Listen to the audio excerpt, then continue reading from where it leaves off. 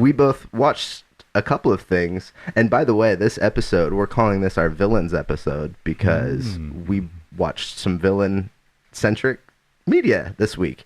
And the first one we watched was Dracula on Netflix. This is a Netflix original. Dusty, you wanna tell me what you thought about it? Dracula. So for those of you who don't know, Dracula is a 3-episode series, miniseries. I think they're an hour and a half each. I think so. Around. Yeah. Something like that. Netflix? Yes. Netflix. And I was really disappointed. Yeah? Yeah. Yeah, you didn't like it? I was really excited about the first episode when it started. I was like, yes. Like, everything about it. It's, starting back in 1897? Yeah, jumps around in time. Hungary. Being in a castle.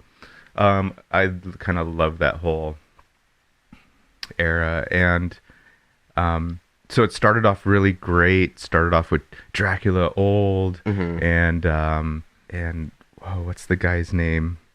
John. Oh, Jonathan.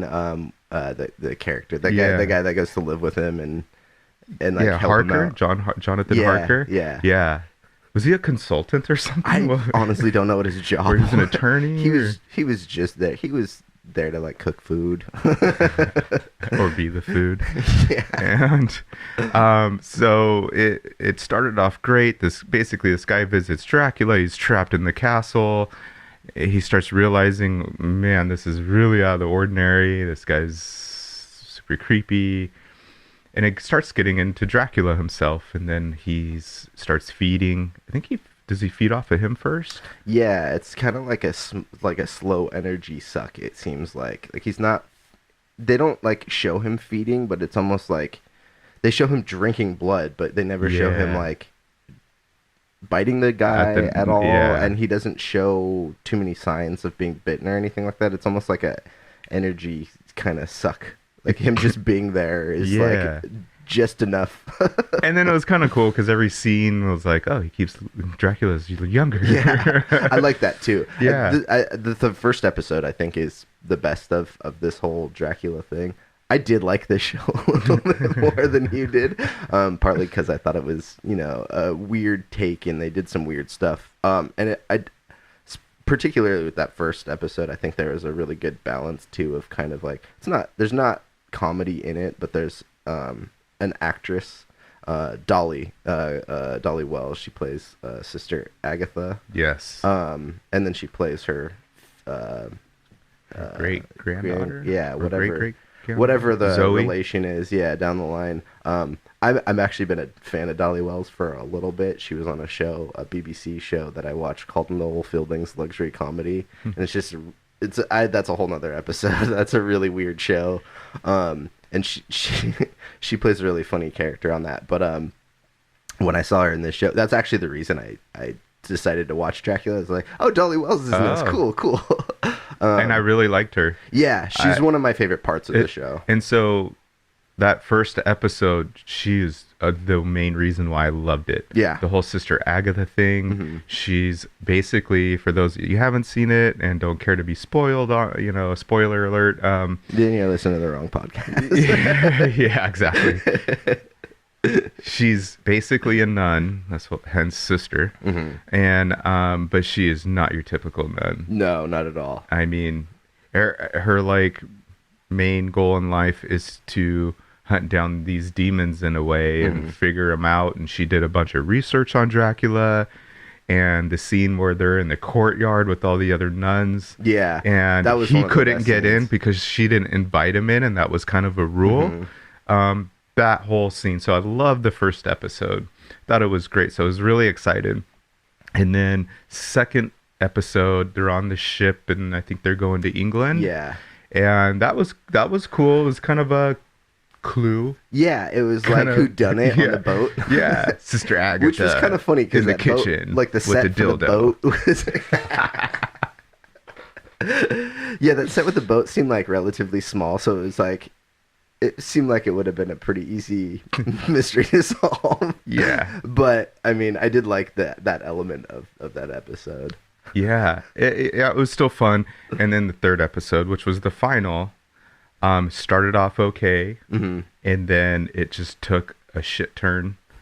And I literally watched that last episode maybe 4 times, but didn't finish it because I kept falling asleep or I got annoyed and I turned it off. Or you're like, there's still 2 more episodes left. So yeah, oh, I'm gonna skip this episode, and then I realized, oh, this is the last episode. Shit. And I was just thought, yeah, it took a turn. It went how many years ahead? I think does it go to present day? I think. Yeah. So 1897. Yeah. So yeah, you do the math. Jesus Christ. Numbers. For everybody out there, it's early on Sunday, and I had a long night. Yeah. You drive from Lompoc. You broke out of Lompoc first. Yeah. Doing 100 on the 1 to the 101. That's right. What up, CHP? You didn't catch me. Yeah, cool. so they were looking for you. They were looking for Dracula. That's why I had a Sister Agatha uniform on. I was wondering why you oftentimes walk around in like a nun's uniform. Oh man, I'm not going there. Showed up at our previous job. You got all day? I'll tell you why I dress up like a nun. Thank you, St. Mary Magdalene. It's because of Watchmen. Well, so this was a relatively short mini-series type thing. I don't know if there's plans to do more. That's partly why I like it so much, is it was like Netflix kind of has this habit of doing, like with the Marvel stuff when they were doing like Daredevil and Punisher and stuff, there's really good shows, but there was always like 2 or 3 episodes where you're just like, come on, can we move this forward a little bit? Yeah. And I like that they did that with Dracula. Not to say there's not slow parts, and I mean each episode's like 90 minutes roughly, so you can definitely, you know, slow the pacing down in some of the storytelling. But that was one thing I was appreciative about it too, is that like I think Netflix is getting into that, maybe it's a financial thing, but they're getting into that like, hey, we should like make things a little bit more concise and like straight to the point. You're approved, but just for 3. Yeah, right. They're like, well, we have this really weird Dracula. Cool, approved, but 3 episodes. That was one of the things I liked about it, is it was relatively easy to get through. I mean, if you're interested, if you're not, or if you're watching it at night and passing out, don't get me wrong, I passed out through some of it too, because I have had this habit of starting things late at night, and it's not a good idea, because just like you either get way invested in something and you stay up later than you should, or you pass out and you didn't get any of it. Yeah, and let me paint the picture for the audience that haven't seen it or did see it and they totally, you know, like me, and fell asleep. Yeah. So the third episode it's in the future, and they bring in this character which is played by Lydia West, I believe, and her name's Lucy. Beautiful young gal. But why? So all of a sudden, like, it goes from him, you know, in the future, he takes over a house and he's running from Zoe. And then next thing you know, they're in a nightclub where Lucy's making out with probably 4 different guys, right. Which I was bummed I wasn't there. And it goes into just her story. And then there's a dude that likes her, but then someone else proposes, and then he goes back, I guess. So the guy that liked her worked for it's all coming back. This was Jonathan really Harker. Yeah.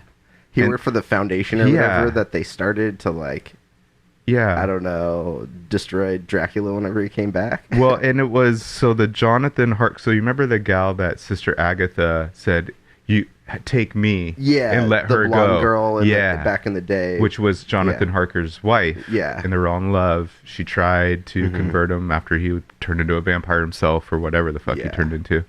And apparently after that she went away and started this foundation, and the whole purpose of the foundation, because I guess she inherited money from her parents, and the whole purpose behind the foundation was to secretly hunt down and go after Dracula. And so again, cool. So this dude moving forward, this dude goes back, he's all depressed and bummed, the girl doesn't like him. And then it's kind of like they introduced this whole story with Lucy, and I just didn't understand. It lost me. It totally fucking lost me. It reminded me I'll agree. It reminded me of the whole Rose with Star Wars, where they go to the casino, and it's just like, why is this happening for 45 minutes? There's just a new character for no reason. Yeah. Yeah. No, I agree.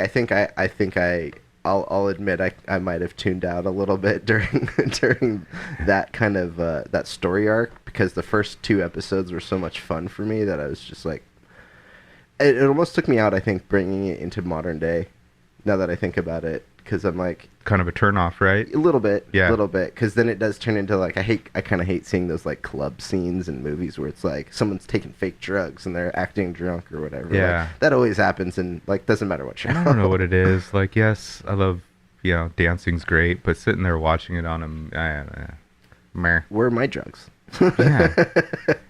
If I gotta watch this, I'm gonna do some drugs. I'm gonna go put on a sparkly dress, dance around my living room, and make out with multiple dudes. There's actually one thing I didn't touch on yet that I wanted to bring up, and that was the guy that plays Dracula himself. His name, I think he's is he from the Netherlands or Sweden or something? His name is Claes Bang. Which I thought it was Klaus. I think you're right though. I think I looked it up because I actually, spoiler alert, I did a review for Dracula on my WeedTube channel. WeedTube short one, and I looked up because that was the main thing I was worried about, is like, am I gonna butcher this dude's name? Yeah. And what is it? Pronounce it again. I think it's Claes and it's Bang. Like CLAE. Yeah. Bang. Mr. Bangs. And I liked his portrayal of Dracula, because he has a little bit of that look-wise.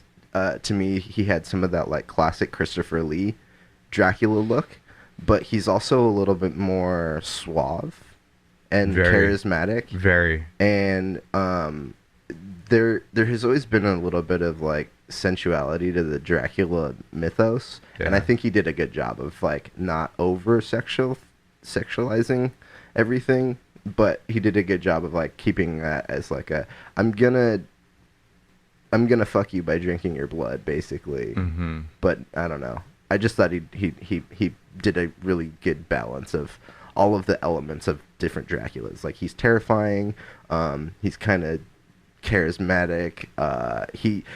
The other thing that I really like too is in that first episode when he's at the church and he's like kind of pacing in front of the gate and as the dog, and Sister Agatha's like, I know it's you can just show yourself, and then they do the whole like transformation thing, morphing, where basically the dog that he is dies, and then he like crawls out of it. And I did see like a clip behind the scenes on how they made it, and they like hired some contortionists to like come out of the floor and stuff. It looked really cool. That's cool. Yeah, and I think that they kind of they did a good job with adding some of the gore elements too. It wasn't overly gory either. That's another thing. It's like, except for the Lucy part. Yeah.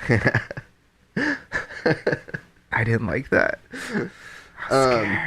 But the dog part was so cool. The dog part was awesome. I agree with you with everything you said. I think he made a great Dracula. Very, like you said, very suave, very Dracula. Yeah. In that whole like basically textbook Dracula. He's kind of like an amalgamation of different Draculas too, and to me, I thought it made a good like peak Dracula. I don't know. I also just really like the weirdness of this too. Like, it's not a horror Dracula, and it's not a comic Dracula, and it's not like a romantic Dracula, but it's all of them at the same time too. Like that, when I say comic, I think Dolly Wells does a really good job of bringing some like humor into things. Oh, by Just far. because like, She was she's really so good. bad. She was really good Yeah. in it. Which is why I think the first season or first episode really raised the bar. I'm like, oh man, like I was very excited. Like this is gonna be good, and then it kind of. Yeah. But do you know if this story, at least maybe the beginning, was kind of true to the book, the original book that came out? I don't think so. As far as I understand, this is kind of its own take on it too. Which I think one of the things they did in the show was they tapped on, and they did it in like every episode. They tapped on like the rules of vampires. Yeah. Like sunlight and all these like different things, and like sometimes they're true and sometimes they're not. And like they kind of like are figuring these things out, which comes to, was it the last episode with the light when she opens the curtain on Dracula? Yeah, she thought it was gonna burn him, and it actually didn't. Not. Yeah. Yeah. And then the ending I thought was good too, because they're both dead now, but it was kind of like, that was the romance part of it too. It's like they're kind of hunting each other most of the show, like both of them after each other, but like there's definitely a mutual respect going on between them too. Yeah. And once it finally ends, she's dying from she has a disease that she has cancer. Yeah, that she's dying from. And as she's dying, he bites her, and like they both die together because he can't. So yeah, if it's toxic blood, yeah, so if she's dying already. Because her blood has cancer in it, it was actually toxic for him, which is cool. Yeah, that's I'll buy into that. Yeah, that's a nice little caveat to like the rules of vampires. You know, like they can't just bite anybody, especially now when like everyone's got cancer these days. Oh god. I mean, that wasn't a thing back in the 1800s, like talking about cancer so much, but now. Right. But yeah. So now there's this new poisonous blood. Yeah, modernizes the rules that mutated over time. Vampires. Yeah. But so overall, I liked the show. I thought it was kind of weird and fun. What would you grade it? I'm not gonna give it an A. Because it definitely has. Because I'll walk out of here all mad. Well, it definitely has its issues, and I also am very aware that my taste in media can get weird sometimes. And so media or porn? It's the same.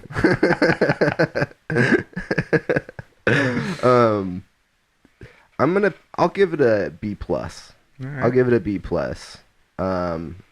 I liked the acting a lot. I think the dynamic between Sister Agatha and Dracula pretty much carried the show for me.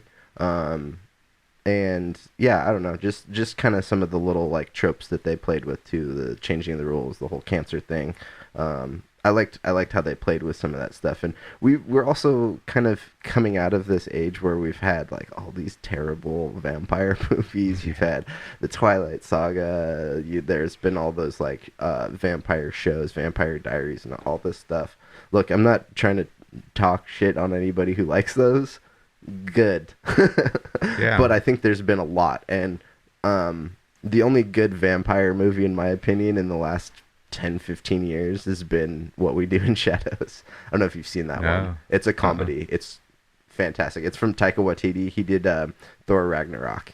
Oh, okay. It was the movie he did before. One of the movies he did right before Thor Ragnarok, and it's a mockumentary about 4 vampires that live in a house together in New Zealand.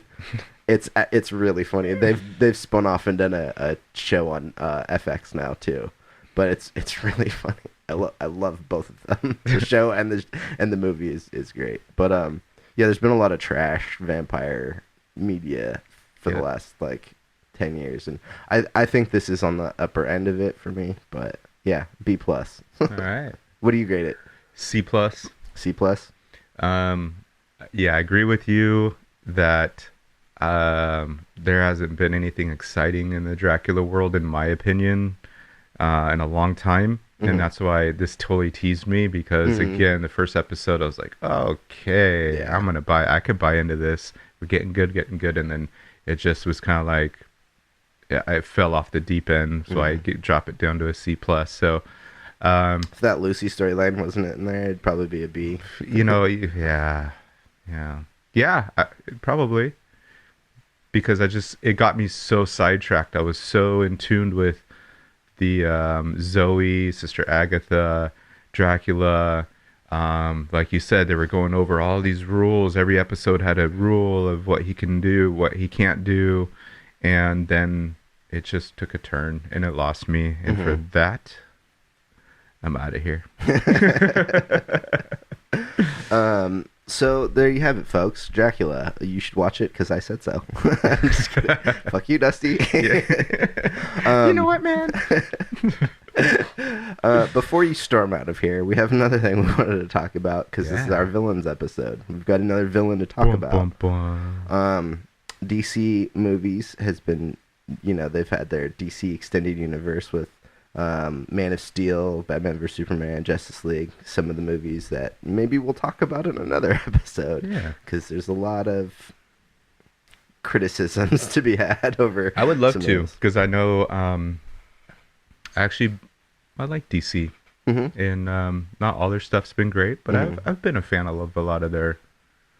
Superman Returns. I know a lot of people didn't like that one. I enjoyed it. The Brandon Routh one, the one that came out. Bryan Singer did it in like 2007. Kevin Spacey and yeah. That's an underrated movie. It's a lot of people didn't like it. Yeah. I thought it was really good. I'll say it probably sucks because there's not too much Superman stuff in there. It's pretty slow. Like the only like big thing he does is like that airplane, and he saves that airplane from crashing. But other than that, it's just like a real estate scheme movie. But no, I like Brandon Routh, and he I don't know if you've seen any of the DC shows on CW at all, but he reprised his role in the Crisis on Infinite Earths crossover this year as Superman. It's super convoluted, and maybe off mic I'll tell you about it because there's 8 seasons of superhero shows to talk about. But he's on one of them, and in this like alternate universe thing, he reprises his role as Superman. Basically, it's kind of cool. Okay, but we're in the DC universe, and Warner Brothers decided to put out a villain-centric movie recently, The Joker. And this was Todd Phillips directed this. Todd Phillips did the Hangover movies and some other. Hi, I'm here for the gangbang. Isn't that him? In Old School. Because he did Old School, right? Yeah. Or was part of it, but he was the one that knocked on the door. Is that him? When Luke Wilson got home early on a plane from San Diego to catch his wife in the gangbang. But I love Todd Phillips. He's really awesome. And I was really excited. I didn't know he did it until after. Yeah, I watched it. And this is a pretty big departure from some of his other movies. During when I saw his name on the movie. My bad. It's early, folks. First cup of coffee. Yeah, there's opening titles. Did he actually say who made the motherfucker? Starring. So yeah, Todd Phillips has his track record in comedy, mostly in his filmmaking, and then he cast Joaquin Phoenix in the role, who we'll get into all this here in a minute, but he did a great job with the character that was developed for this movie. Joaquin, who I understand is pretty picky about his. Yeah. He was actually the first pick for Doctor Strange, and he was in negotiations for a while. One of the first picks, but he was in negotiations for a while, and one of the reasons he didn't do it is because he didn't want to sign on to multiple movies. Oh. Yeah, he's pretty picky about that kind of stuff. Yeah. But I do think this is the kind of role that's a better suited for him too. This maybe one-off Joker. Well, I can imagine the preparation. Yeah. The physical, because he lost weight for it. The mental. Mm-hmm. Yeah, man, he brought it. He really, really decided to go for it. Yeah. I mean, I think there's a history of Joker actors doing that. At least the last 3. Heath Ledger, Jared Leto, and Joaquin. Because Jared Leto was doing dumb shit like sending his cast members used condoms and dead rats and stuff in the mail. No Like, way. No, totally. He was like, I'm getting in the role. I'm like, what Joker comic is that from? Yeah. Like, when does he ever send a used condom to somebody in the mail? Come on, dude. Fucking, What the fuck? yeah, whatever. Anyways, I'm looking forward to Morbius. What did you think about Joker? What were your first thoughts about it? The Joker. So I watched it recently. I didn't see it in the theater, and so by the time I watched it, I've heard a lot of noise. Mm-hmm. I heard it was really amazing. Also, people said, "Oh, it was a little slow, but it was amazing." And then I heard a lot of people it's terrible. Mm-hmm. And then I also heard how concerning it was on basically glorifying mental illness and someone flipping off the handle and going crazy. And Mm-hmm. Guess what, society? Get the fuck over it. This ain't the first fucking movie Yeah. that someone goes ape shit. Yeah. And you know what? There's mental health issues in this fucking world, and if you're gonna blame it on a movie, then you're just lazy. Yeah. Go fuck yourself. Yeah. There's more to it than that. And I'm sorry, what about all the Saw movies? What about all the fucking scary ass movies out Yeah. there? And here it's like, oh, they kind of touched on some serious shit. How dare you? Yeah. No, how dare you? Go fuck yourself. I'm sorry, I don't mean to be a little pissy right now, No, but sometimes politics comes into media a little bit, or maybe not politics, but widespread discussions about things. And I agree. I think telling these stories is an important thing, and people saying that this is a bad thing isn't seeing the point. They're not saying that, like, this isn't condoning anything. This is a story about, like, hey, maybe don't do these things. yeah, maybe these people need better care. Yeah. Maybe these people need some understanding. And that's something he deals with in the movie. Is there's funding cut from the medical institution that he goes to, and he can't get his medication anymore. And part of that leads to his downfall, like Yes. his mental thought process. And where he ends up at the end of the movie. And those are important conversations because those are also real life things happening today in our real life society too. So I think the conversations that this movie started are good conversations, but also at the same time it's like kind of irritating that we have to have these conversations of like people saying this is bad, you shouldn't do this in movies. It's like, no, video games weren't the cause to Columbine. That's not what happened here. Thank you. So I don't know. This is an important movie, I think, to have made now. And I'm glad that in the grand scheme of things, it got made and people are talking about these kinds of things. But I didn't really like the movie much. Really? Yeah. Oh. This is news. I didn't know that. I didn't hate the movie. I think when you look at everything that goes into making the movie, cinematography, the lighting, it was all well done. Mm-hmm. Joaquin Phoenix portrays the character that was on paper probably better than what he read on paper. I mean, you can only put so much human characteristics on page. You need to see it, you need somebody to like actually act it out for you. And he does a great job. And I think the pairing of Todd Phillips and Joaquin Phoenix together does something special.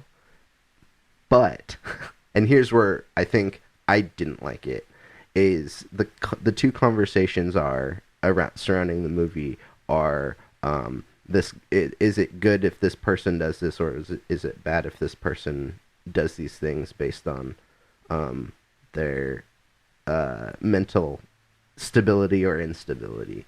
And I didn't think that the way the character was written was realistic. It felt like an this is going to sound weird because this is an artistic version of something, right? Mm-hmm. It felt like an artistic version of a mental breakdown as opposed to a realistic version of a mental breakdown. And no, it felt a little This is the what I'm trying to express sounds weird as it comes out of my mouth, but it felt a little pretentious in the way that it was presented. Or there's something I've not really been able to put my finger on why. And I'm not trashing this movie, but for me, it just felt a little pretentious in a certain degree, and it was almost like it didn't know if it wanted to be a real thing, like a realistic kind of movie, or if it wanted to be a comic book movie, and it leaned more towards the realistic, but every once in a while it threw in Gotham little Easter eggs from the Batman lore. And my least favorite part of the movie was when Bruce Wayne is there. There's a young Bruce Wayne, and he's out front of his house. Yeah. And he's playing, and Joker's there. It didn't make sense, really. I don't know. You could have done that with anybody else. You didn't need the Bruce Wayne character in that scene. But here's the biggest thing about that part that pissed me off is the logic about it. You're at this giant mansion, right? This giant fucking mansion. You're the wealthiest person in this city, and you have massive land, and the front gate to your house is like half a mile from your house. You put your kid's fucking playground right at the front gate of your house. Was there a playground right there? That was where he was like hanging out. It was like a tree right by the front gate. And it was like, you're like a billionaire who cares about your privacy and protection, and you put your kid's playground right next to the front gate where people can, like the Joker can just come up and grab his face like he does. Like, what the fuck? Look, small details. Very small, because I thought it was odd too, but I didn't mind that scene. Mm-hmm. Yeah, because you're like, why would Bruce Wayne be like? He'd be in his basement playing video games, with a bunch of hookers, crying about something. Crying about one day I'm gonna listening be to Dashboard Confessional. So I didn't mind that. And I actually like how they peppered in some Bruce Wayne and the Wayne family, and the whole murder at the scene. So it's funny because it's like it seems like every time they recreate the scene where his parents get killed, there's always got to be a pearl necklace that gets broken and pearls everywhere. They actually did an alternate ending for Joker where it was Joker that kills his parents, and then he turns around and shoots Bruce in the head. Oh my god! Yeah, and I was like, "Fuck! I would have loved that ending." Holy shit! For this version of like what they've set up, like if this is a one-off Joker movie where they're not bringing him back for other Batman movies or whatever, cool, do that. Shoot him in the face. Take that fucking risk, man. Like, kill Batman. I don't care. Yeah. I mean, because we got Robert Pattinson coming back as Batman pretty soon. Oh. They're already filming that one. Okay. So probably the end of the year, beginning of 2021, we'll see a new Batman movie that's not the same continuity as this Joker movie. But yeah, man, I don't know. I really liked it. I loved how it showed, again, like you mentioned, him going to his public provided therapy sessions, whatever it was, therapy plus him getting medication, from that getting taken away from him to finding out he's adopted. Mm-hmm. And then the creepiness of like, him too close with his mom, giving her baths, when she pretty much seems capable of doing it herself. I just wanted to keep her company. Yeah. To getting hosed at work, getting bullied at work. Yeah. Got bullied at work. Being set up at work with that guy gave him the gun. Yeah. And then just how painful inside he is, the scenes where he laughs, but he's laughing, but he's not laughing. He's laughing because the way he laughs, it's like it hurts him. Yeah. I've even heard Joaquin Phoenix say that is he doesn't like to do it because it physically hurts him, because it comes from such a deep place in his gut that he fucking you could hear it. Yeah. And he's like the gut to the throat, and it's you know, it's like the way he's almost like he's coughing but laughing. And Yeah. so you see that like brewing, you see it just marinating and brewing and just like a ticking time bomb. Yeah. And then the whole thing with Robert De Niro. Oh yeah. Robert De Niro. I really liked Robert De Niro in this. I thought it was really cool how Even when they shot him in the face.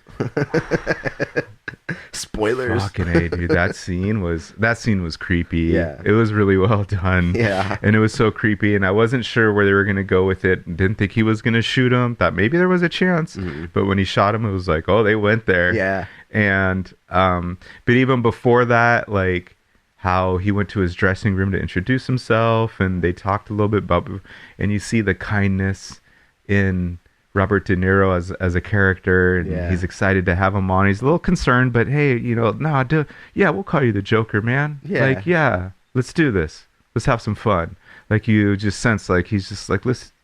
And then for it to take the turn that it did, It went dark quick. it got deep in that whole scene. I'm one of those that when it's awkward moments in movies or whatever, I kind of cringe and like hide and cuddle. Like I don't want to. I want to watch, but I don't. Yeah.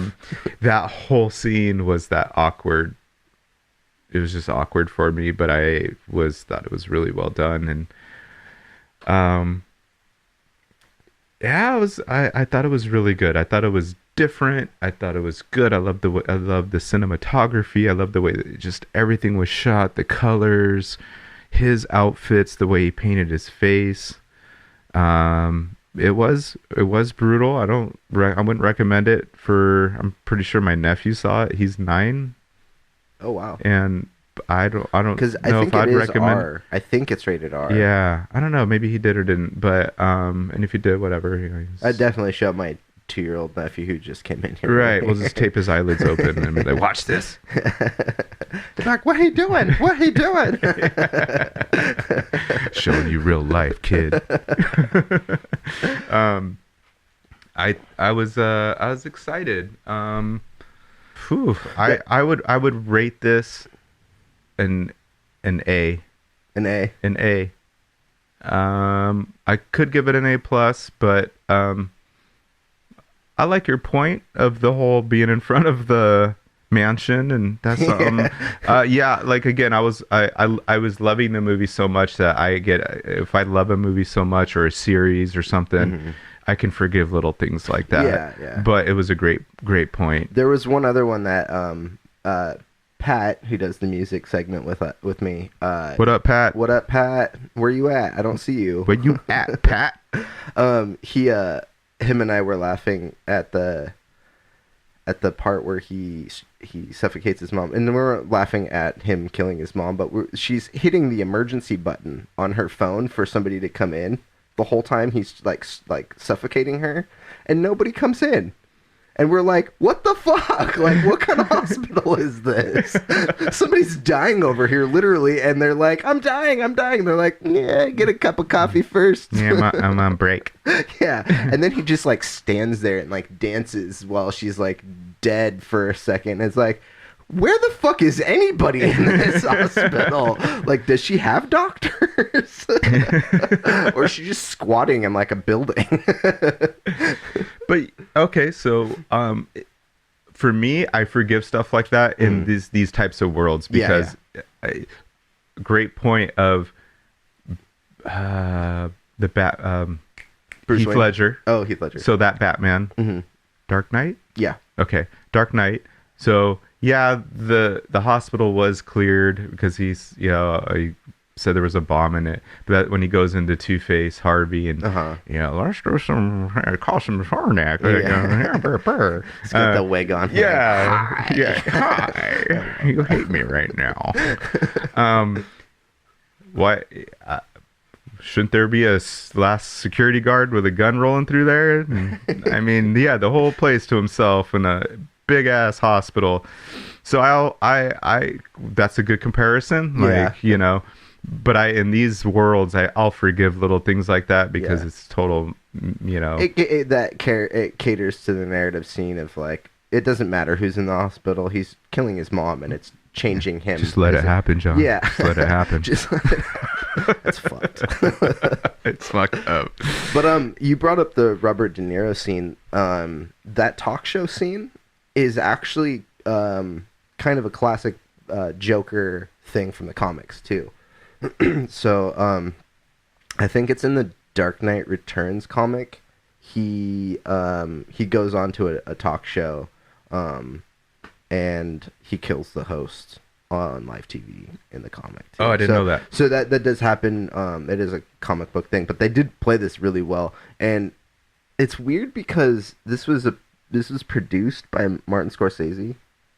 The Joker was, and Really? yeah, he was attached to it. I think initially he was rumored to direct it, but then he backed out, and he had something to do with. I think it was his production company. Oh, but he didn't do it. He didn't direct it. Oh, okay. But he had producing credits on it. And the thing about this movie is that it is basically two Martin Scorsese movies put together. It's The King of Comedy, which is essentially that storyline with Robert De Niro when he just wants to be on TV and whatnot. That's essentially The King of Comedy. And then the whole like kind of mental breakdown of the character as well is basically Taxi Driver. So a lot of people were comparing this to it was almost like a blueprint of Taxi Driver. Again, people like all scared about the movie. Well, Taxi Driver came out in the 70s. Yeah. Guess what? Yeah, a long time ago. It didn't create Al Qaeda. It didn't create Columbine. It didn't create. I mean, and you know what? If there was kids running around with guns, well, fuck you, parents. Do your goddamn job. Yeah. Sorry. Yeah. Do your fucking job. It's no one else's job to raise your kids for you. Oh, you're not bonding with your kid? Well, don't buy him a fucking AK-47 and think that's a good way to bond with your kid. Nerf guns are okay. Got one right now in my pants. So, it's a dart stuck producing to my forehead. credits. Guess who's on here? Who? Oh, God, he's dreamy. Podcast world, if I was gay. Bradley Cooper. Oh, yeah. Yeah. Yeah, I did remember seeing his name on there. Yeah, good for him, man. That dude's killing it. Good old Rocket Raccoon. Yes. That hung himself So, in his garage after a concert. Stay away from that booze, Bradley. Yeah. So, yeah, what any final thoughts on the Joker? For me, it was really good. It was fun to watch a comic book movie that was different. I enjoyed it. I was totally entertained. Mm-hmm.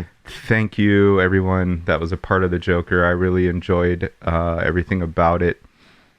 I did catch some of the messages where I did feel it was touching on whether that was the intention or not. I loved how it touched on some mental illness, because it's what's sadly a huge, we're in a time, so like we're talking about Dracula, we're in a time where when he fast forwarded to present time, he was tripping out in just a regular house, and he was like, God damn, you guys, you have so much stuff. Yeah, you're living better than kings lived back in 1897. And she was like, this is junk.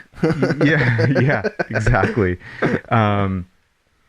And fuck, where was I going with that? I don't know. Shit. I lost my train of thought. I'm sorry, folks. So to just wrap it up, I enjoyed them touching on the mental health, illness. I think it's a big issue. Modern touches, I think, is where you're going. Modern touches. Yeah, I had something else. I fucking lost it. That's Anyhow, right. Well, he'll be I on lose a lot episodes. of things. It's a story of my life. I've done this in other podcasts where I've had like points of things I wanted to talk about, and then I just like didn't bring them up for Damn whatever it! reason. I felt it was good too. I was really I was going there. I'm sorry, but anyhow, I really enjoyed it. I was really happy with it. I'm cool with it just being its own thing too. Like, don't spin off of it. I'm cool with that. If it spins off of it, all right, good luck. Yeah. Let's see where it goes. Let me ask you a question. Do you Shit, I forgot what my question Yes, was. yes. Huzzah! Oh no, here it is. How do you feel about the rewatchability of this movie? Do you think you'll watch this again and again? Do you think you'll watch it one or two more times? Do you think you'll watch it again at all? I'll watch it. I'll definitely watch it a couple more times, just to see what I didn't catch before. But I enjoyed it that much. I'll definitely, once it starts getting on like HBO and all those, I'll definitely stream it. Yeah, I'll pop it on for sure. I rented it. It wasn't really on any.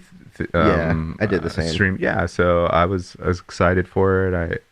I was glued to the screen and I was entertained and that was fun. Yeah, that was a fun movie. I think for me, it's probably going to be one of those movies that I'm not going to rewatch on my own, but I'll probably watch it if somebody's like, "Oh, I haven't seen the Joker," or somebody just watching it for the first time. I don't know that I'd, or maybe we're like in a year, 6 months down the line or something. They announce some more Batman news or something like that, and you and I want to retouch on the Joker, revisit it to see if my opinions change or your opinions change or anything like that. Because guess what, people? That happens. Opinions change. Yeah. And I like movies I hated when I first saw them, and vice versa.